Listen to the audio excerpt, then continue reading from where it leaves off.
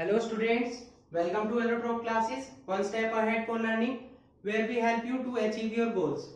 Students, in this video we will discuss important chemical properties of phenols. इससे previous parts में हम पढ़ चुके हैं फिनोल क्या है, उसकी मैन्युफैक्चरिंग कैसे होती है, ओके, नॉमेनक्लेचर क्या है। तो आज हम इस वीडियो में डिस्कस करने वाले हैं कि फिनोल्स की केमिकल प्रॉपर्टीज कौन कौन सी है। इस वीडियो में हम डिस्कस करेंगे इंपॉर्टेंट केमिकल प्रॉपर्टीज के बारे में, जिसमें इंपॉर्टेंट नेमिंग रिएक्शंस भी आती हैं फिनोल से रिलेटेड। तो नेमिंग रिएक्शन पर हम सेपरेट वीडियो बनाएंगे, यहाँ पर केवल हम उन्हीं केमिकल प्रॉपर्टीज को इन्वॉल्व करेंगे इस वीडियो में जिनमें कोई भी नेमिंग रिएक्शन इंक्लूड ना हो। नेक्स्ट पार्ट में मैं आपके लिए important naming reaction which is related to phenols इस टॉपिक पर वीडियो बनाऊंगा। Okay, so let's start. आज हम पढ़ने वाले हैं केमिकल प्रॉपर्टीज के बारे में। तो केमिकल प्रॉपर्टीज में हम ले लेते हैं एसिडिक नेचर ऑफ फिनोल। इससे प्रीवियस पार्ट में मैंने आपको बताया था phenols are more acidic than alcohols and water, ठीक है। तो ये इनका एसिडिक नेचर किस वजह से है, फिनोल्स क्या है, एसिडिक नेचर के होते हैं और उसी एसिडिक नेचर को शो करने के लिए एग्जाम में क्वेश्चन आपसे पूछा जा सकता है, गिव टू और more reaction that show the acidic nature of phenol. ऐसी कोई भी रिएक्शन दीजिए जो ये प्रूव करती हो कि आपका फिनोल कैसे नेचर का होता है, एसिडिक नेचर का होता है। तो उन्हीं रिएक्शन के बारे में हम डिस्कस कर लेते हैं। एसिडिक नेचर कैसे शो होता है, जब हम किसी बेस से रिएक्शन कराएं या किसी मेटल से रिएक्शन कराएं। बेस से रिएक्शन कराने पर आपका साल्ट बन जाए कोई भी और वाटर सेपरेट हो, तब भी आपका एसिडिक नेचर शो होता है। या किसी मेटल से रिएक्शन हो, एल्कली मेटल से, तो हाइड्रोजन गैस का प्रोडक्शन हो, तब भी एसिडिक नेचर शो होता है। तो उन्हीं दोनों रिएक्शन को हम यहाँ इन्वॉल्व करेंगे। तो जब हम फिनोल की रिएक्शन कराते हैं, फिनोल का आपका स्ट्रक्चर होगी ये, इसकी सोडियम एल्कली मेटल से रिएक्शन कराते हैं, तो क्या होता है, आपका फॉर्मेशन होता है एक साल्ट और हाइड्रोजन गैस का प्रोडक्शन होता है, ठीक है। तो साल्ट वो बनता है यहाँ पर आपका सोडियम फिनोक्साइड, बहुत इंपॉर्टेंट साल्ट है। ये फिनोल से भी ज्यादा रिएक्टिव होता है, सोडियम फिनोक्साइड। तो फिनोल्स की जितनी भी रिएक्शन होगी उसमें मोस्टली में ये आएगा बार बार, ठीक है, इसे ध्यान रखेंगे आप। प्लस क्या होगा, हाइड्रोजन गैस का प्रोडक्शन होगा। तो हाइड्रोजन कहां से आई, सिंगल हाइड्रोजन है तो 2 से मल्टीप्लाई करेंगे 2Na, और यहां पर भी क्या हो जाएगा, 2 ही हो जाएगा। इस तरीके से आपकी इक्वेशन बैलेंस हो जाएगी, ओके। और अगर हम किसी बेस से रिएक्शन कराते हैं, फॉर एग्जांपल हम किससे रिएक्शन करा रहे हैं, NaOH से ही, तब भी आपका किसका फॉर्मेशन होता है, सोडियम फिनोक्साइड का ही फॉर्मेशन होता है, ONA, और प्लस क्या बनता है, वाटर। तो साल्ट और वाटर बन रहा है। तो ये दोनों रिएक्शन आपकी शो करती हैं कि फिनोल कैसा है, आपका एसिडिक नेचर का है, ठीक है। तो अगर आपसे एग्जाम में पूछा जाए give 2 reaction that show the acidic nature of phenol, so this is your answer, okay. Next चलते हैं हम सेकंड इक्वेशन पर।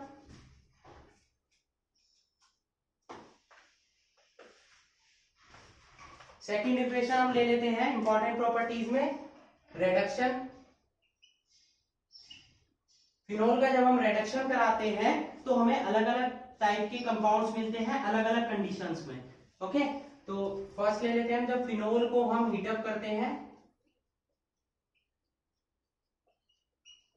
रेड हॉट जिंक के साथ, ठीक है, इसको हीट कर रहे हैं, तो क्या होगा, जिंक ऑक्साइड का फॉर्मेशन होगा ZnO, और बेंजीन पर यहाँ पर केवल हाइड्रोजन रह जाएगी, तो वो क्या हो जाएगा, बेंजीन में कन्वर्ट हो जाएगा। तो जिंक की प्रेजेंस में जब हम रिडक्शन कराते हैं फिनोल का, तो आपको क्या मिल जाता है, बेंजीन मिल जाता है, ठीक है। और अगर किसी अदर रिड्यूसिंग एजेंट की फॉर्म में कराएं हम, फॉर एग्जांपल हम ले लेते हैं OH, और हम रिडक्शन करा रहे हैं निकिल कैटलिस्ट की प्रेजेंस में, इसे हीटअप कर रहे हैं, तो क्या होगा आपका, क्योंकि यहाँ पर 3 सिंगल बॉन्ड है, कितने हाइड्रोजन चाहिए, 6, तो 6 के 6 हाइड्रोजन यहाँ पर अटैक करेंगे बेंजीन रिंग में, तो ये आपका कन्वर्ट हो जाएगा साइक्लोहेक्सेनोल में। फिनोल आपका कन्वर्ट हो जाएगा साइक्लोहेक्सेनोल। साइक्लो वर्ड वहीं आता है जहां पर आपकी साइक्लिक स्ट्रक्चर हो, बट उसमें कहीं भी बेंजीन में डबल बॉन्ड प्रेजेंट ना हो। तो साइक्लो और 6 कार्बन है तो हेक्सेन, और OH जुड़ा हुआ है तो ओल, इसका नेम बन गया आपका साइक्लोहेक्सेनोल। तो ये हमारी सेकेंड रिएक्शन थी रिडक्शन की, इंपॉर्टेंट है दोनों रिएक्शन रिडक्शन की आपकी फिनोल की। स्पेशली आपकी बेंजीन वाली इंपॉर्टेंट है कि बेंजीन को कैसे phenol, how will you convert phenol into benzene, तो कैसे कन्वर्ट करेंगे, फर्स्ट रिएक्शन। नेक्स्ट चलते हैं third type of important chemical properties पर। थर्ड ले लेते हैं भाई, हमने रिडक्शन लिया है, अब हम लेंगे ऑक्सीडेशन।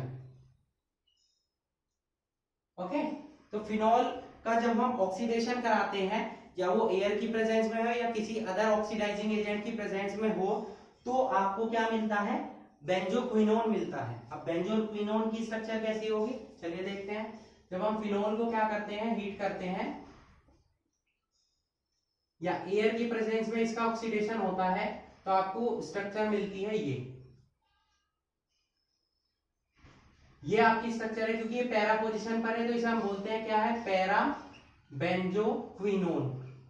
ये बेंजोक्विनोन की स्ट्रक्चर है। सिमिलरली या तो ऑक्सीजन की प्रेजेंस में हो या किसकी प्रेजेंस में हो, एसिडिफाइल K2Cr2O7, दोनों की प्रेजेंस में ही आपका क्या बनता है, पैरा बेंजोक्विनोन बनता है। ठीक है, और अगर इनका फर्दर ऑक्सीडेशन कराएं तो यही पैरा बेंजोक्विनोन आपका कन्वर्ट हो जाता है फिनोक्विनोन में। किसकी हेल्प से, हाइड्रोजन बॉन्डिंग की हेल्प से। तो कैसे होगा, अब देखिए ये हमारा पैरा बेंजोक्विनोन है इस टाइप से। ठीक है, अब ऑक्सीजन पर कैसे चार्ज होता है, डेल्टा नेगेटिव। डेल्टा नेगेटिव तो ये किससे रिएक्शन करेगा, डेल्टा पॉजिटिव से। तो यहां हम फिनोल की स्ट्रक्चर ले लेते हैं। फिनोल हमारा OH हो गया, यहां भी हमारा OH हो जाएगा।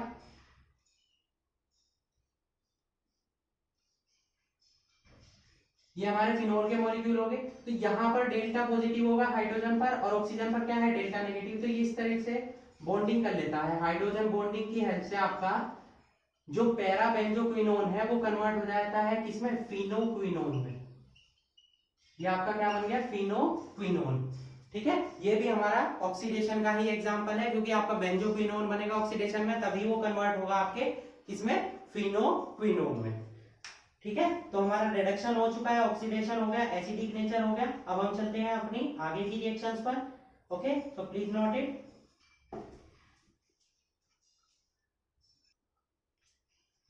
Note it. नेक्स्ट चलते हैं हम किस पर, इलेक्ट्रोफिलिक सब्स्टिट्यूशन रिएक्शन पर।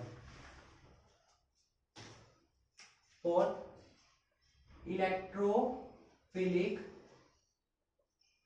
Substitution reaction. अब फिनोल आपका इलेक्ट्रोफिलिक सब्स्टिट्यूशन रिएक्शन कैसे देता है, क्यों देता है, क्योंकि आप जानते हैं कि फिनोल पर हमारे क्या प्रेजेंट होता है, OH ग्रुप प्रेजेंट है। OH ग्रुप प्रेजेंट है। ऑक्सीजन के पास क्या होते हैं, लोन पेयर ऑफ इलेक्ट्रॉन्स होते हैं। तो ये हमारा OH ग्रुप कौन सा इफेक्ट शो करता है, +R और +M, कोई सा भी हो सकता है, रेजोनेंस इफेक्ट और मेसोमेरिक इफेक्ट। ठीक है, रेजोनेंस इफेक्ट और मेसोमेरिक इफेक्ट पर भी मैं वीडियो बना चुका हूं।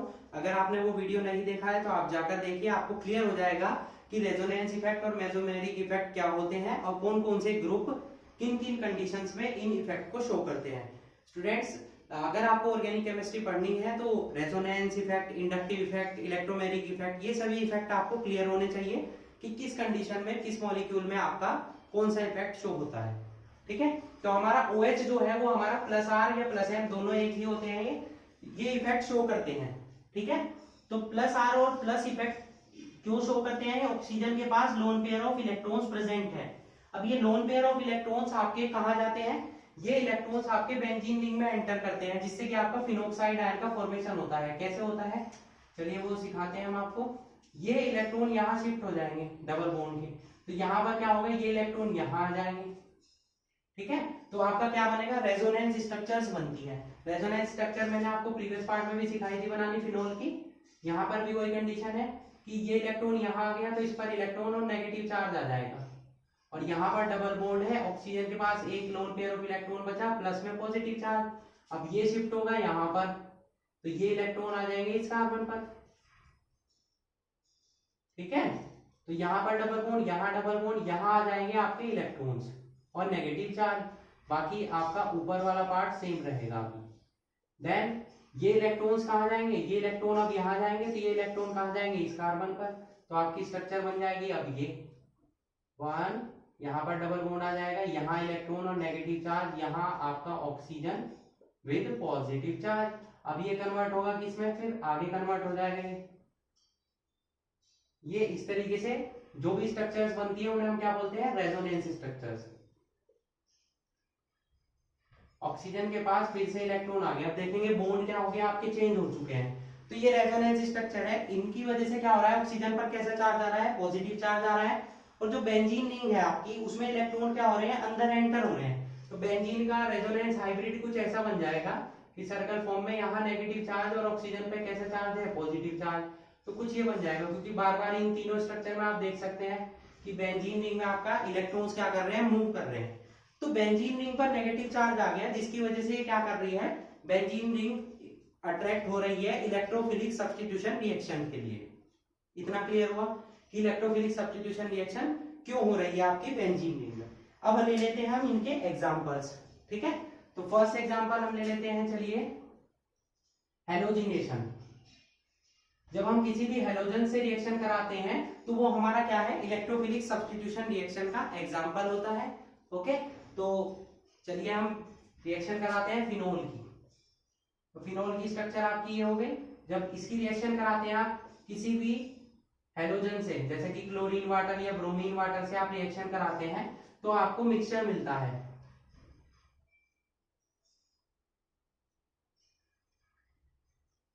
यहां पर ब्रोमीन आ गया, यहां ब्रोमीन आ गया, यहां भी ब्रोमीन आ गया। ये आपका बन गया क्या, 2 4, यहाँ पर 1 2 3 4 5 6, इस तरीके से नंबरिंग करेंगे तो 2 4 6 ट्राई ब्रोमो, और ये क्या है आपका फिनोल। तो ये बन गया 2 4 6 ट्राई ब्रोमो फिनोल आपका बन गया, ठीक है। ये होता है व्हाइट कलर का, इसका कलर कैसा होता है, व्हाइट। बट अगर यही ब्रोमीन की रिएक्शन आप कराते हैं in presence of organic solvents, तो ब्रोमीन की रिएक्शन कराते हैं आप जैसे CH2 की प्रेजेंस में, तो आपको मिक्सचर मिलता है। किस किस का मिक्सचर मिलता है, ऑर्थो आइसोमर का और पैरा आइसोमर का, ठीक है। ये आपका पैरा हो गया, ये आपका ऑर्थो हो गया। तो जब आप ऑर्गेनिक सॉल्वेंट की प्रेजेंस में रिएक्शन कराते हैं नॉन पोलर सॉल्वेंट की, जैसे कि CH2 हो गया आपका, CCl4 या क्लोरोफॉर्म कोई भी हो, तो आपको ऑर्थो और पैरा प्रोडक्ट्स का क्या मिलता है, मिक्सचर। और अगर आप डायरेक्टली रिएक्शन कराते हैं क्लोरीन वाटर या ब्रोमीन वाटर से, तो आपको मिलते हैं क्या, 2 4 6 ट्राई ब्रोमो फिनोल। ओके, ये हमारा फर्स्ट एग्जांपल था इलेक्ट्रोफिलिक सब्स्टिट्यूशन रिएक्शन का। Okay, so please note it. चलिए चलते हैं सेकंड एग्जांपल पर।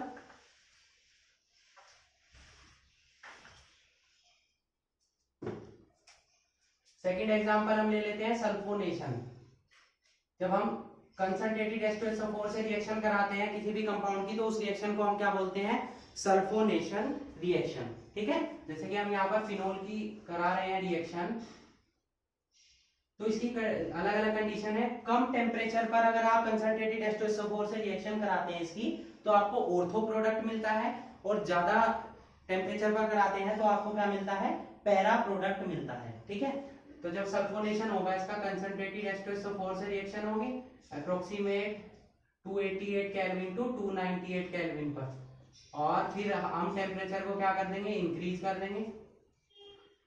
फर्स्ट में आपको मिलेगा ऑर्थो प्रोडक्ट और सेकंड में आपको मिलेगा पैरा प्रोडक्ट। तो क्या होगा, हाइड्रोजन का डिस्प्लेसमेंट हो जाएगा, H2O की फॉर्म में वाटर सेपरेट हो जाएगा दोनों ही रिएक्शन में। तो रिमेनिंग क्या बचा इसमें, SO3H, यहाँ SO3H अटैच हो गया ऑर्थो पोजीशन पर, यहाँ हो गया आपका पैरा पोजीशन पर, ठीक है। ये आपका क्या मिल गया, ये आपका बन गया पैरा हाइड्रोक्सी, ठीक है। पैरा पोजीशन पर OH ग्रुप है ना, para hydroxy benzene sulphonic acid, ये आपका बन गया ortho hydroxy benzene sulphonic acid.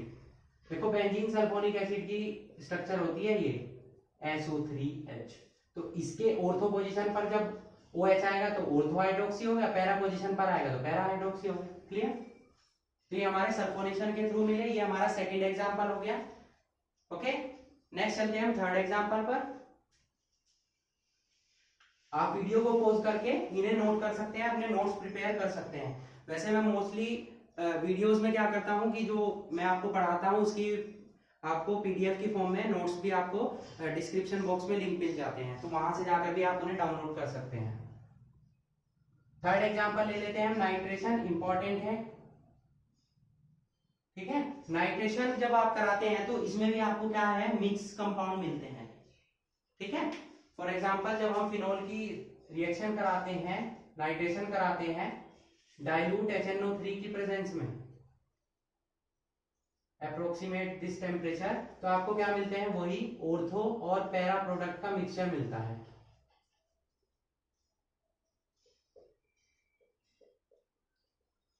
Nitration में कौन सा ग्रुप अटैच होता है, NO2, ये आपका ऑर्थो प्रोडक्ट हो गया, ये आपका पैरा हो गया। ऑर्थो और पैरा में क्या है, ऑर्थो आपका वोलेटाइल है और ये लेस वोलेटाइल है, या बोल सकते हैं नॉन वोलेटाइल है।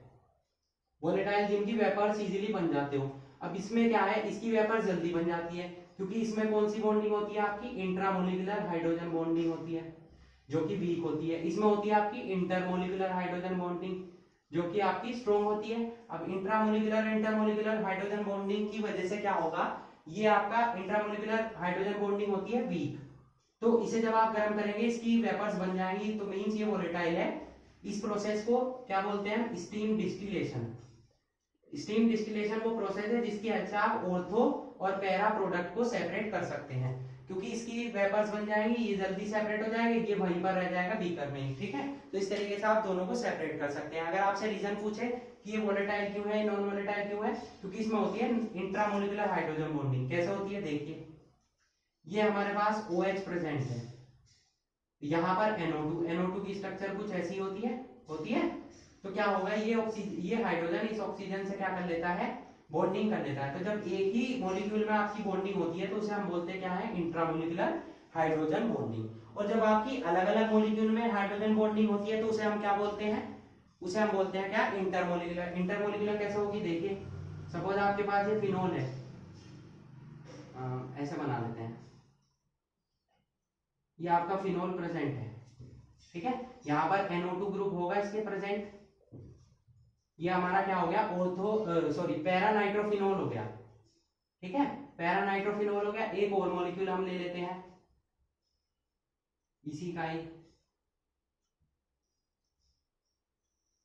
ये ले लिया। तो क्या होगा कि एक मॉलिक्यूल की ऑक्सीजन दूसरे मॉलिक्यूल के हाइड्रोजन से बॉन्डिंग करेगी, ये आपकी है इंटरमोलिकुलर, जो अलग अलग मॉलिक्यूल में हो रही है। देखो दो मॉलिक्यूल लिए हमने यहाँ पर एक ही था, तो ये आपकी हुई इंट्रामोलिकुलर, ये आपकी हुई इंटरमोलिकुलर। तो ये इसमें बॉन्डिंग स्ट्रॉन्ग होती है, इसमें वीक होती है, तो इसकी वेपर्स बन जाती है, इसकी नहीं बनती है। इस तरीके से आप स्टीम डिस्टिलेशन प्रोसेस के थ्रू दोनों ऑर्थो आइसोमर और पैरा आइसोमर को सेपरेट कर सकते हैं, ठीक है। और ये तो हुआ आपका डाइल्यूट HNO3 की प्रेजेंस में। अगर आप यही रिएक्शन कंसंट्रेटेड HNO3 की प्रेजेंस में कराते हैं तो आपको क्या प्रोडक्ट मिलते हैं, चलिए देखते हैं उसे भी।